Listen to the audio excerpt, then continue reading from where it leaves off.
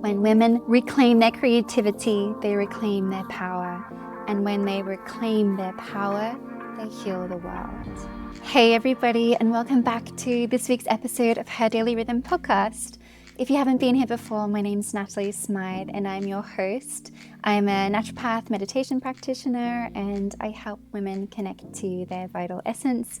I'm on this journey with FemVed, a holistic wellness platform dedicated to supporting women's health from menstruation to menopause.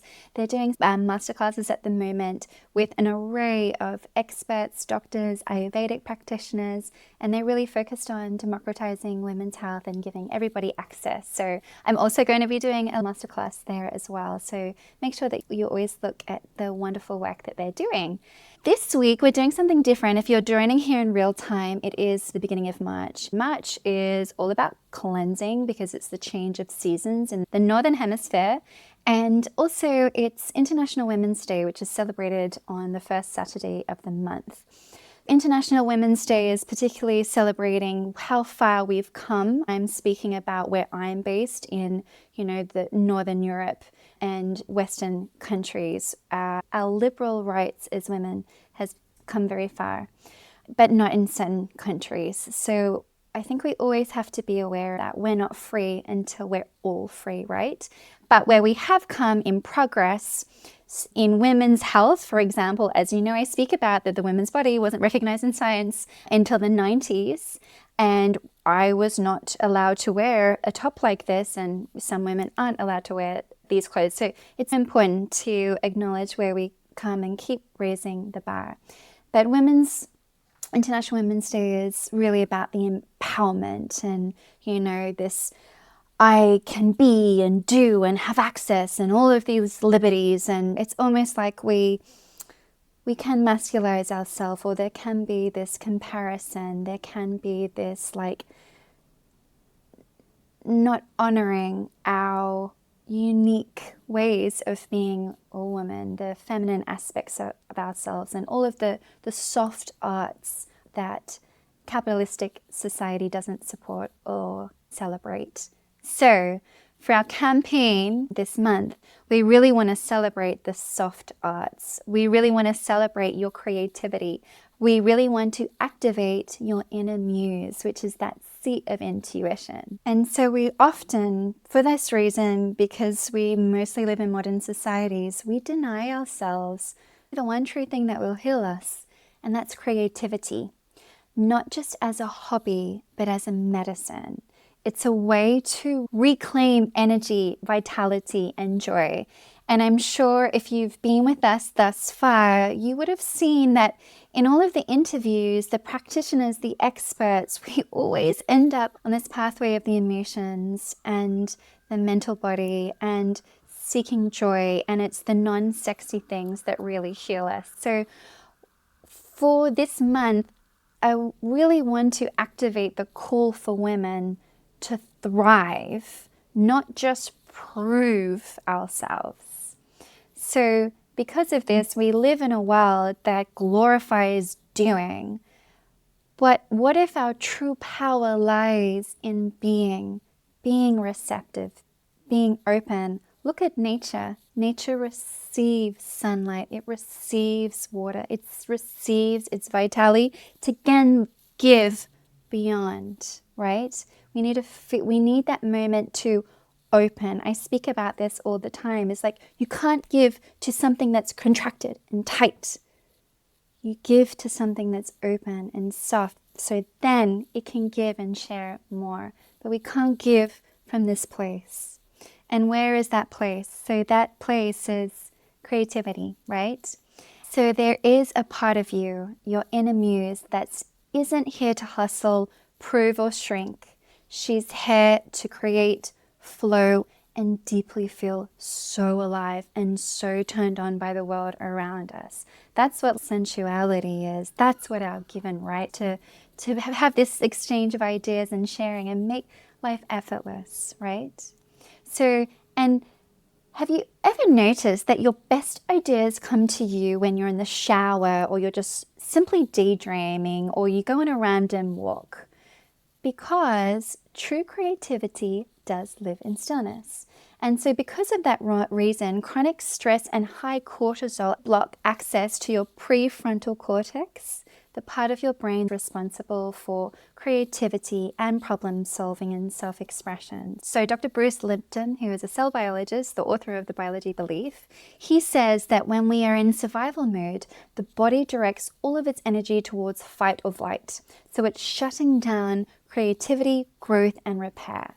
And so women often experience, who are in this doing mode, who I see from time in just observation, the way that they carry themselves, but then I can see it in their biological records and in their blood tests, is that hormonal imbalance, this high cortisol, decreases progesterone, increasing your PMS, pain, all of these symptoms that we get, and fertility issues. It increases anxiety and overwhelm, and then it has a complete cascade effect on your disconnection from pleasure and joy, and decreasing your libido as well. That's not fair, right?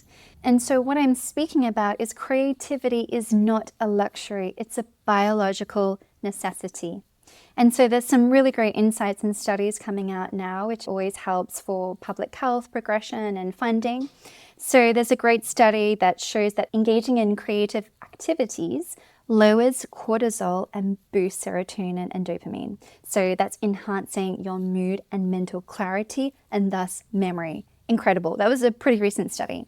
And so another study indicated that creative activities like painting, dancing, journaling increase neuroplasticity, which is helping the brain to adapt and heal from stress. So like rebuilding and rewiring our brain connectivity, right? From just playing, really. And so I love this quote from Clarissa Pinkola Estes, who is the wonderful author from Women Who Run from Wolves. And if you haven't read it, it's a classic. So it's some nice summertime reading.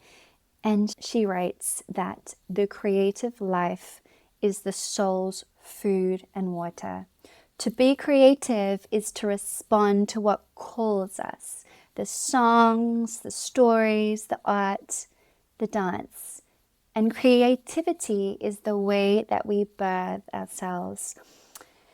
And I often see this or speak of this as women, because we are able to birth, right? We have gestation for 9 months. That's creation, right? And in our society, there is this expectation to have children. We must have children because that's our creative act.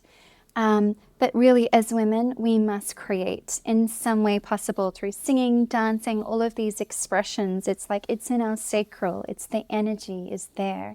And so if you are not birthing of, you're not a mother of, you haven't become one, find ways to create and express yourself. Even having a small business is a way to create something, to share, to birth. We need to birth things and lots of little things too, right? And so other ways that we need creativity is it brings us into our feminine energy, which is the intuition, the receptivity that I spoke about, the flow.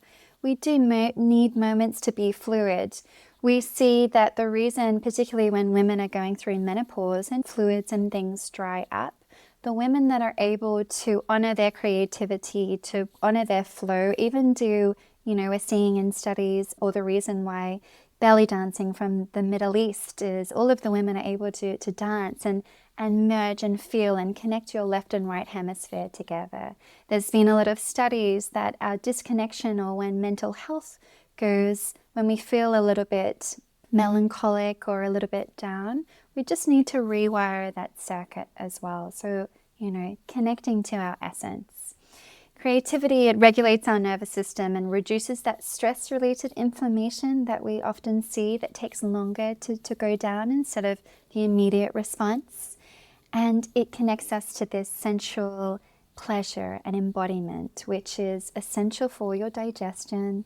It's essential for your libido, as I mentioned, and your overall well-being. You have so much more energy. You're so calm, so much confident even, right? And in just doing something like singing, dancing, writing, poetry, even 10 minutes a day, just something, already it activates the parasympathetic nervous system, right? So we really need to be finding moments where we are conscious that we're down regulating our nervous system, because if we're hearing alarms, having arguments, any moment that we clutch like this, stress response. And we can't have that for the longevity of our health, for our hormonal health, for our ovarian reserve. Doesn't matter if you're trying to get pregnant or not, that's our longevity, the keys to our longevity, right?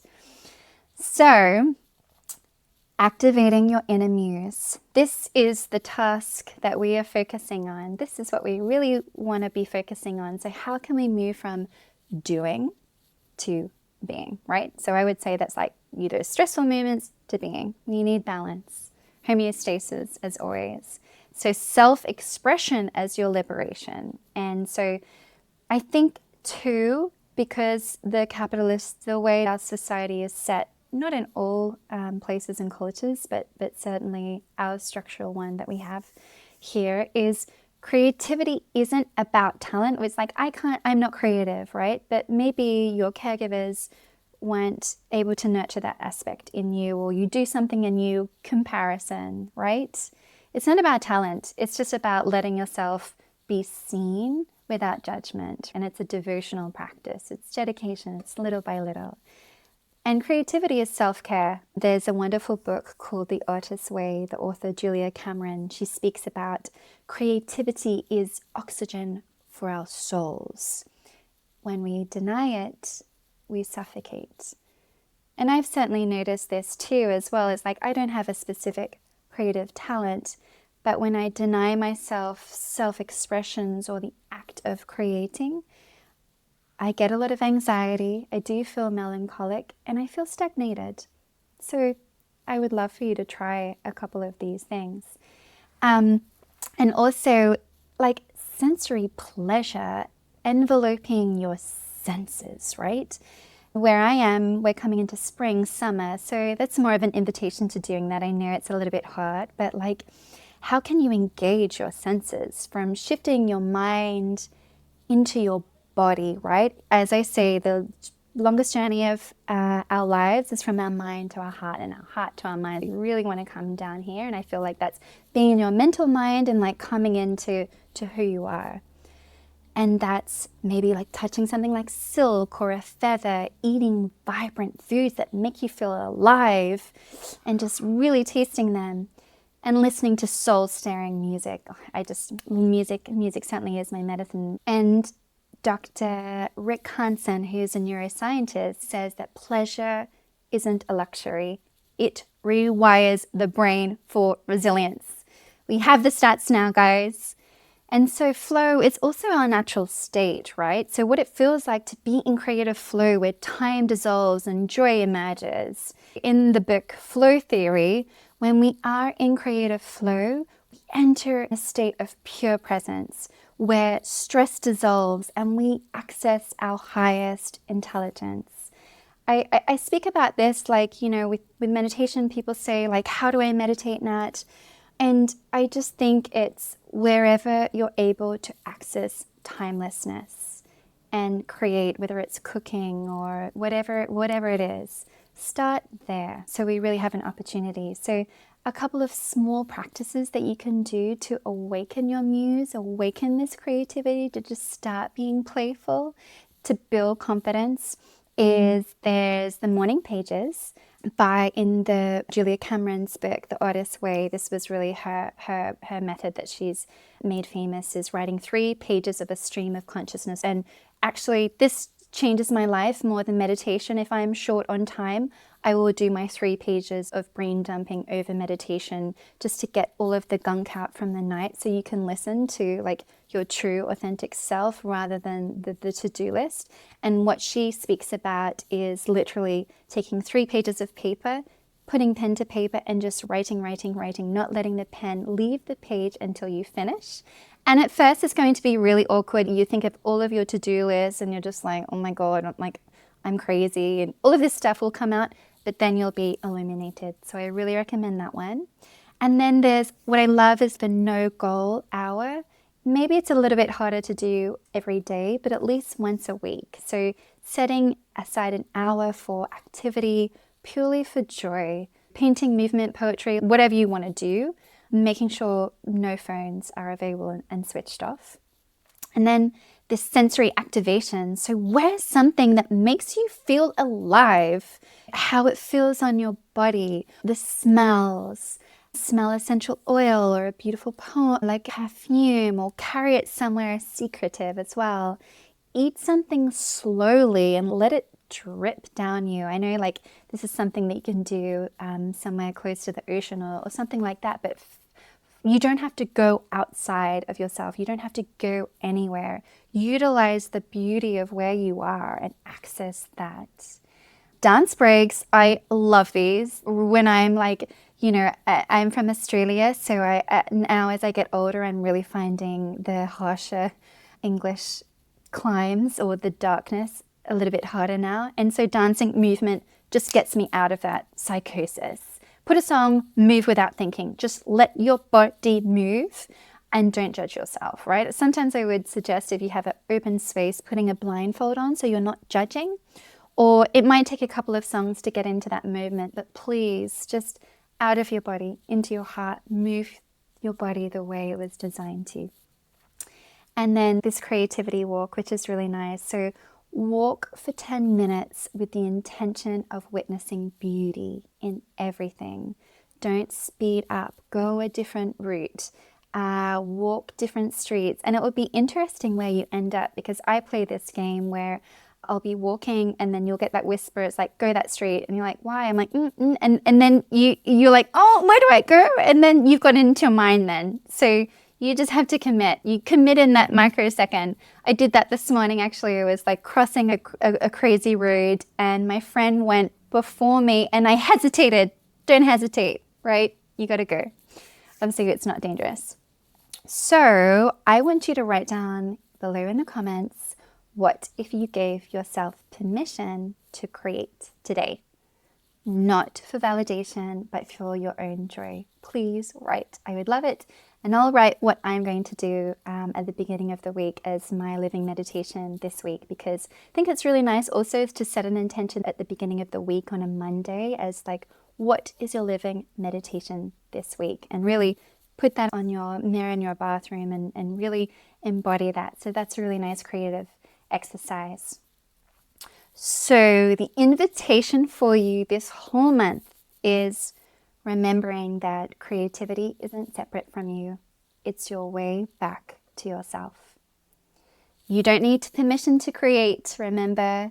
You just need to listen to the part of yourself that is longing to. Okay? I'm going to repeat that. It's a really nice one, isn't it? You don't need permission to create. You just need to listen to the part of you that is longing to. Okay, guys. So I would love for you to share your Muse rituals. I am uploading the Muse kit, which has all of these tools and things that you can do on our Substack. Please sign up, because as a community, we've got so many artists involved. They're going to be sharing their practices. Please share your practices. We need to elevate. We need to change our health. We need to be in a state where we are creators of our life. We are the directors of our life, not living for anybody else, not living in fear. There is a fine line between love and fear, and I know that can kind of sound annoying and woo-woo even, but the power in it is so transformative. I've seen it change people's lives on numerous occasions, anecdotally in clinic in my case. Okay, I really need you to participate. There is so much happening in the world. We need to come together. And as I said at the beginning, no one is free until everybody is free. So we have to do this together and celebrate for the people that can't until they can sit at the table with us, right? And so engage in this flow week. When women reclaim their creativity, they reclaim their power. And when they reclaim their power, they heal the world. So thank you as always for being here. You are already enough. Now go and create just for the joy of it. Thank you so much and see you next week. And as always, leave some comments. I can't wait to see what you get up to this week and this whole month. Bye.